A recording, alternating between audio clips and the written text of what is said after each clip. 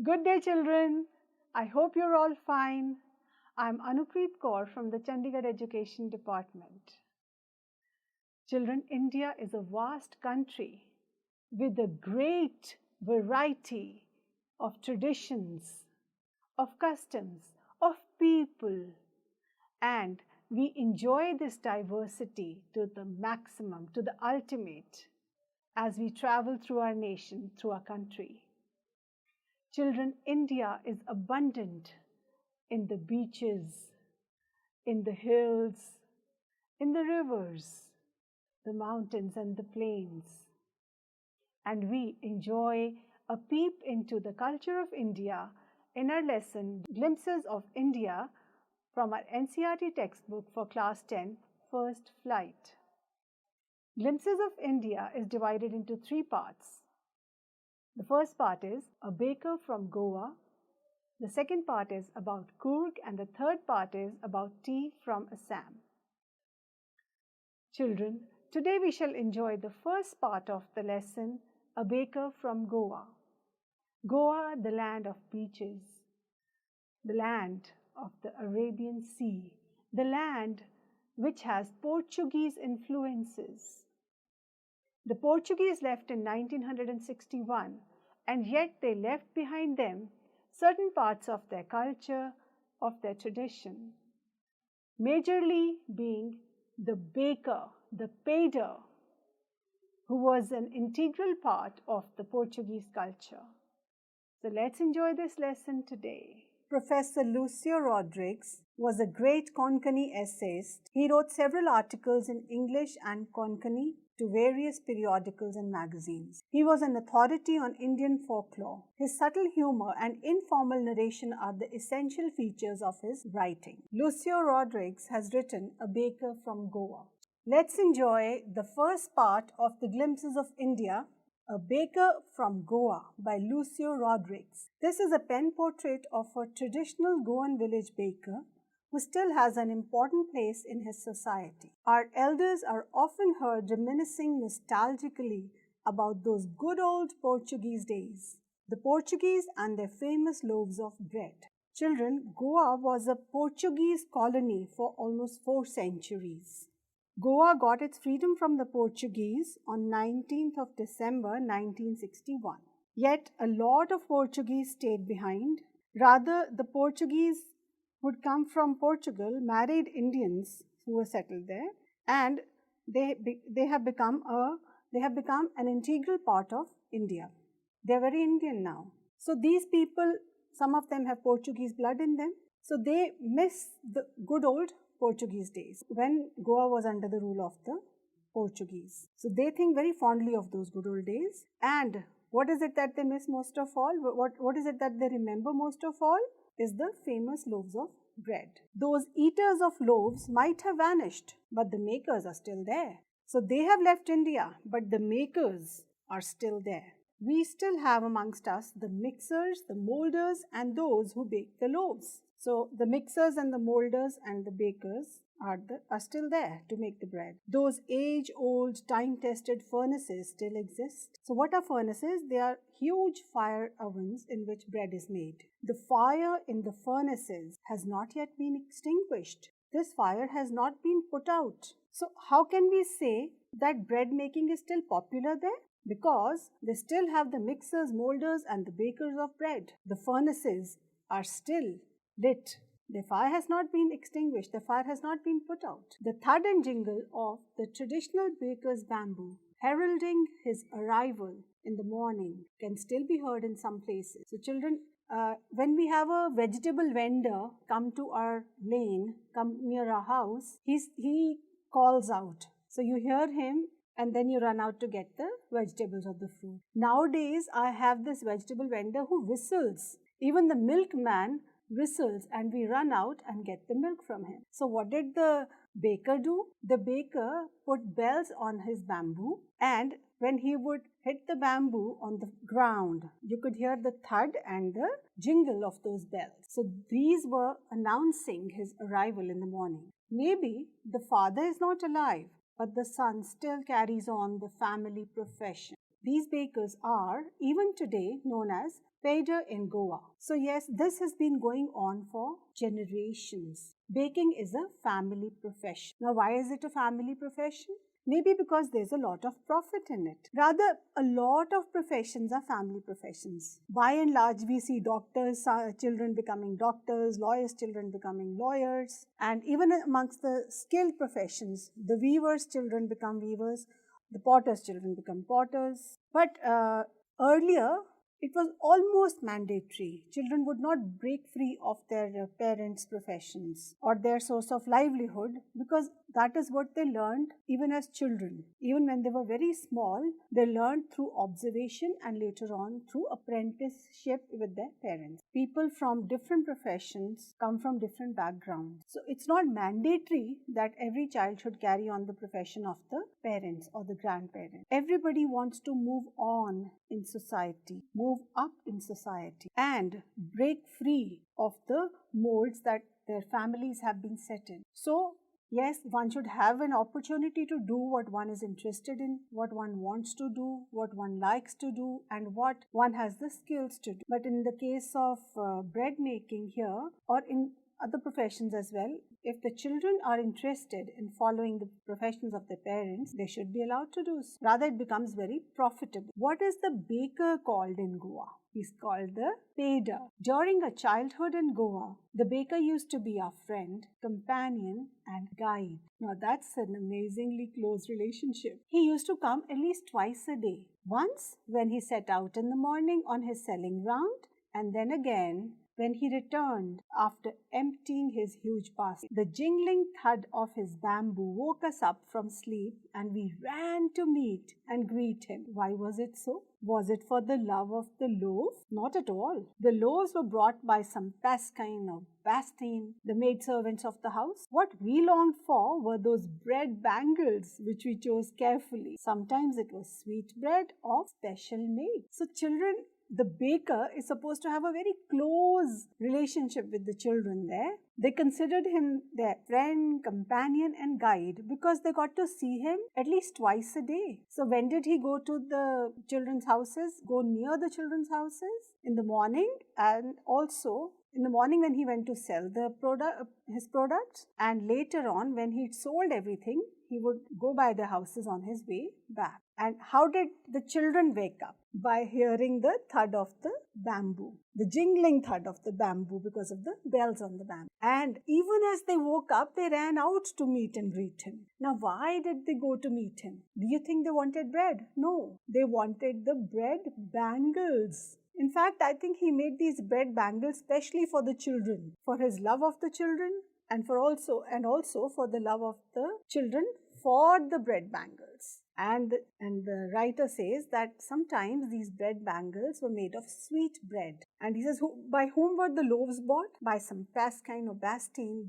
They are like general names for the maidservants of the house. They are said like, one says Tom, Dick and Harry. Means just about any other person. Like common names for the maidservants those days. The baker made his musical entry on the scene with his jang-jang sound of a specially made bamboo staff. Staff is a thick stick. One hand supported the basket on his head and the other banged the bamboo on the ground. He would greet the lady of the house with "Good morning" and then place his basket on the vertical bamboo. And then we kids would be pushed aside with a mild rebuke and the loaves would be delivered to the servant. So when would the baker come? In the mornings. And why did the children run to meet him? Because one is that they wanted to meet him, they really liked him, but majorly so that they could buy bread bangles from him. Rather, children, if somebody wakes you up very early in the morning by disturbing you with a thud, would you be angry or excited? I think one would be very irritated if somebody disturbed us early in the morning with thudding sounds, or even with the jingle. But not these children.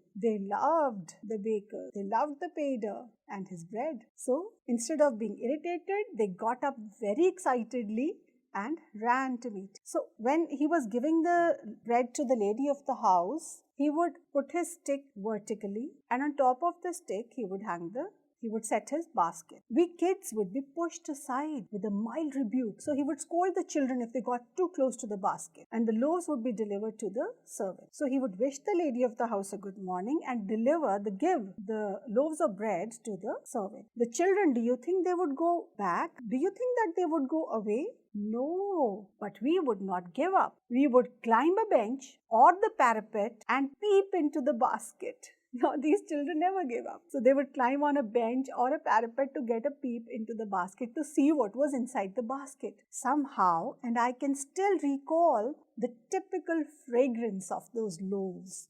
Now, children, this is freshly baked bread. So he can still remember the aroma, the fragrance, the scent, the delicious smell of those loaves of bread. Loaves for the elders and the bangles for the children. Then we did not even care to brush our teeth or wash our mouths properly. And why would we? Who would take the trouble of plucking the mango leaf for the toothbrush? So he says we didn't even bother to brush our teeth, because soon as they heard him come, soon as they heard the sound of his bamboo stick thudding and jingling, they ran out to him. So they did not waste any time trying to brush their teeth. And he says, who would take the trouble of plucking a mango leaf? So how did these children clean their teeth? With a mango leaf. A lot of people also clean their teeth with twigs of various trees like the neem, the mango tree also. And why was it necessary at all? The tiger never brushed his teeth. Hot tea could wash and clean up everything so nicely after all. So now these children are not interested in brushing their teeth. They say even the tiger doesn't brush his teeth. So children, what do you think? Do you brush your teeth? You should, at least twice a day. Once when you get up and once just before you sleep. Rather, you should also rinse your mouth after every meal. If you don't brush your teeth, what will happen? You'll get cavities. You might even lose your teeth if you don't take care of them. Now, tiger doesn't brush his teeth. He's an animal. You're not animal. And remember, even animals clean their teeth after their meal. They do take care of. Otherwise, how would they survive? And the writer says it's like a tongue-in-cheek expression, a little naughty expression over here. He says, hot tea could wash and clean up everything so nicely after all. So he says that hot tea will kill the germs. When we drink the tea, it will kill all the germs in our mouth. Do you think it is so? Not. It's not true at all. You do need to brush your teeth by all means. Marriage gifts are meaningless without the sweet bread known as the bowl. Just as a party or a feast loses its charm without bread, not enough can be said to show how important a baker can be for a village. The lady of the house must prepare sandwiches on the occasion of her daughter's engagement. Cakes and bolinas are a must for Christmas as well as other festivals. Thus, the presence of the baker's furnace in the village is absolutely essential. So children, do you think that bread is an important part of Goan life? Yes. So how can we say that it is an important part of their life? Because one, that they use bread every day. They eat bread every day. Then marriage gifts are meaningless without that very, very special bread. What is it called? Bowl. And there is bread served at every party, and sandwiches are served on special occasions like engagement ceremonies. And what are the very, very special forms of bread which are served on Christmas and other festivals? Cakes and bolinas. So children, cakes are also baked the way bread is baked. Okay. Rather, children, do you know that chapatis are also a form of bread? The rotis, the chapatis. So we have flat bread made of corn, of wheat, jawar, bajra. So a village baker's place is a very important place, and it's very important for each village to have a very good baker as well as a baker's furnace. The baker or bread seller of those days had a peculiar dress known as the kabai. It was a single piece long frock reaching down to the knees. So what did they see the bread seller wear? What was his dress called? It was called kabai. And what did the kabai look like? It was a single piece long frock reaching down to the knees. In our childhood, we saw bakers wearing a shirt and trousers which were shorter than full-length ones and longer than half pants. So children, are you aware of such a dress where the trousers are longer than shorts and shorter than the full length? Yes, they're very much in fashion nowadays, and we call them capris. These are like half pants, a little longer than half pants. So they reach below our knees, right? So even today, anyone who wears a half pant which reaches just below the knees invites the comment that he's dressed like a peda. Who invites this comment that he's dressed like a peda? Anybody who's wearing half pants which are below the knees. And children, look at us. We've made it such a popular dress nowadays, especially during the summer. Lots of people dress up in capris, and even more so in Goa, because there are beaches over there. Full pants would get dirty with the sand. They would have sand stuck to them at the bottom. On the other hand, capris are very convenient. So one can walk around on the seaside in a capri very comfortably without it getting wet or getting sand into it. The baker usually collected his bills at the end of the month. Monthly accounts used to be recorded on some wall in pencil. Baking was indeed a profitable profession in the old days. The baker and his family never starved. He, his family, and his servants always looked happy and prosperous. So, did the people pay the baker every day?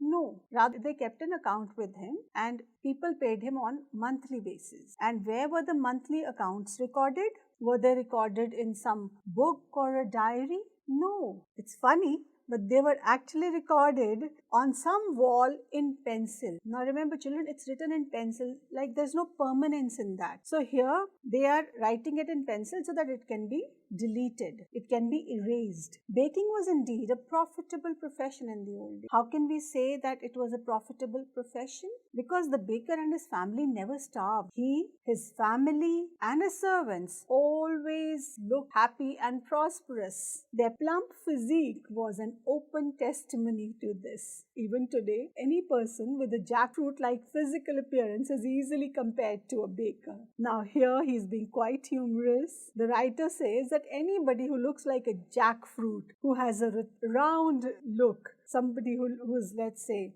plump or overweight. Now, why would anybody be plump? Because they were very well fed. They had plenty to eat. So he says not just the baker, his entire family, rather even his servants looked very healthy and happy. They all looked very prosperous because they had plenty to eat and they made good money. It was a very prosperous business, a great profitable profession. So what proves that baking is a profitable profession? So what proves it? That because the bakers are all very healthy, as the bakers as well as their families and servants are all very healthy and very happy and prosperous. Children, let's have a quiz now.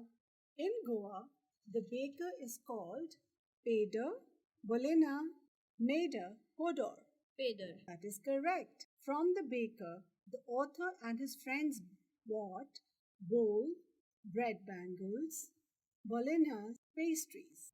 They bought bread bangles. That is correct. They loved eating those bread bangles. When the children did not brush their teeth, they compared themselves to a monkey, lion, elephant, tiger. A tiger. That is correct. They said that a tiger never brushed his teeth, so they also wouldn't do that. The peculiar dress worn by the peda was called, the options are kabai, capri, kupia, kufia. Kabai. That is the correct answer. So the peculiar dress was called a kabai. A kabai was a single piece long frock reaching down to the knees. The monthly accounts were recorded by the baker. The options are in an account book, in a diary, on the wall, on a slip pad. On the wall. That is the correct answer. Well done. Let's do another activity now. I would like you to match the items in column A with those in column B. So the items in column A are, what is a must as marriage gifts, for a party or a feast, for a daughter's engagement, for Christmas. And the items in column B are cakes and bolinas, sweet bread called bowl, bread, sandwiches. So I'll mention the items in column A and you tell me the answer. Match it with the ones in column B. All right. What is a must as marriage gifts? Sweet bread called bowl. That is correct. What is a must for a party or a feast? Bread. That's correct. What is a must for a daughter's engagement? Sandwiches. That's right. And what is a must for Christmas? Cakes and bolinas. Oh, yes. We all love Christmas cakes. They are the most delicious and rich cakes. Well done, child. Children, let's do another activity. I would like you to tell me whether the following statements are true or false. The pader was an important person in the village in old times. True. That's correct. The paders went away with the Portuguese. False. You're right. The paders used to wear a single piece long frock. True. That's correct. Bread and cakes were an integral part of Goan life in the old days. True. That's right. Traditional bread baking is still a very profitable business. True. That's right. Paders and their families starve in the present times. False. Rather, they're very prosperous. Of course, they don't starve. You're right. Let's do another activity. I would like you to fill in the blanks with the correct form of the verb. You can choose the correct option from the ones given. The thud and the jingle of the traditional baker's bamboo can still be dash in some places. The options are hear, heard, hearing. The right option is heard. The thud and the jingle of the traditional baker's bamboo can still be heard in some places. Very good. The next sentence is maybe the father is not alive, but the son still dash on the family profession. The options are carry, carrying, carries. The right answer is carries. Maybe the father is not alive, but the son still carries on the family profession. Very good. I still dash the typical fragrance of those loaves. Options are recall, recalling, recalled. The correct option is recall. I still recall the typical fragrance of those loaves. You're right. The tiger never dashes teeth. The options are brush, brushes, brushing. It's brushes. The tiger never brushes his teeth. Absolutely right. The baker and his family never dash. The options are starves, starved, starving. It's starved. The baker and his family never starved. Absolutely right. Well done. I hope you enjoyed the lesson, children. The baker is so popular with the children of his area. Children, you also must be having some unique personalities in your town, in your village, in your region. Can you identify those unique people and the jobs that they do? I would like you to read about them, to observe these people, and to write about them so that others learn about the uniqueness of your traditions, of your culture, and of the people around you. So, children, happy observing, happy writing, happy learning. Stay home, stay safe, take care of yourself, keep smiling.